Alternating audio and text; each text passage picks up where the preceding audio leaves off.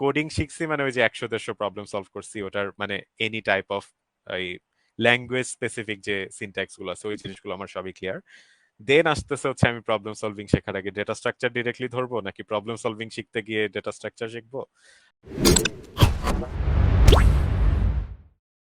So এই প্রশ্নটাকে আমি হালকা আমার মতো করে একটু গুছাই দিব। সেটা হচ্ছে যে হ্যাঁ, কতটুকু প্রোগ্রামিং শেখার পরে আমি প্রবলেম সলভিং ট্রাই করব, এবং জিনিসটা কি এইরকম যে আমি যখন প্রবলেম সলভিং এ যাব তখন প্রোগ্রামিং ল্যাঙ্গুয়েজ বা কনসেপচুয়াল কোনো কিছুই শিখবো না, সব শিখে ঢুকবো, কিছু না শিখেই ঢুকবো, মানে কোন জায়গায় গিয়ে শিখবো, কতটুকু আমি প্রবলেম সলভিং এর প্যারালাল শিখবো সেই সম্পর্কে একটা কনফিউশন থাকে অনেকে, যে কতটুকু শিখার পরে ট্রাই করব, কিভাবে করব লার্নিং এবং আচ্ছা প্রবলেম সলভিং দুটাকে আমি কিভাবে প্যারালাল রাখবো আর কি।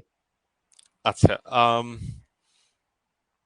বুঝতে পারছি। তো এখানে ওই যে কোডিং যে শেখাটা এই ধাপটা আমি ধরে নিচ্ছি যে এটা আমরা পার করে ফেলছি, because it's not related to problem solving or anything. Coding শিখছি মানে ওই যে 100-150 প্রবলেম সলভ করছি, ওটার মানে এনি টাইপ অফ এই ল্যাঙ্গুয়েজ স্পেসিফিক যে সিনট্যাক্স গুলো আছে ওই জিনিসগুলো আমার সবই ক্লিয়ার। দেন আসতেছে হচ্ছে আমি প্রবলেম সলভিং শেখার আগে ডেটা স্ট্রাকচার ডিরেক্টলি ধরবো নাকি প্রবলেম সলভিং শিখতে গিয়ে ডেটা স্ট্রাকচার শিখবো। আম, বিষয়টা এরকম যে you can do both, why not both. আমি কোনো একটা ডেটা স্ট্রাকচার বা অ্যালগো থিওরিটিক্যালি শিখতেছি, তার মানে সেটা নিয়ে আমি প্রবলেম সলভিং প্র্যাকটিস করব। এটা হচ্ছে ওয়ান থিং। যে আমি বই রাখছি একটা, সেটাতে একটা টপিক পাইছি, শিখছি সেটা নিয়ে, তার মানে আমার 5-10টা প্রবলেম সলভ করা উচিত, এন্ড সেটা করতে গিয়ে আমার থিওরিটা আরো স্ট্রঙ্গার হবে।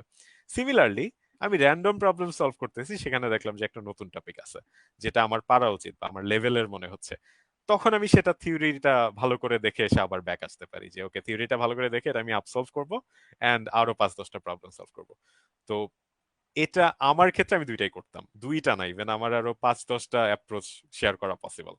এখন হয়তো সবগুলো বলতে পারবো না, but yeah, both are fine.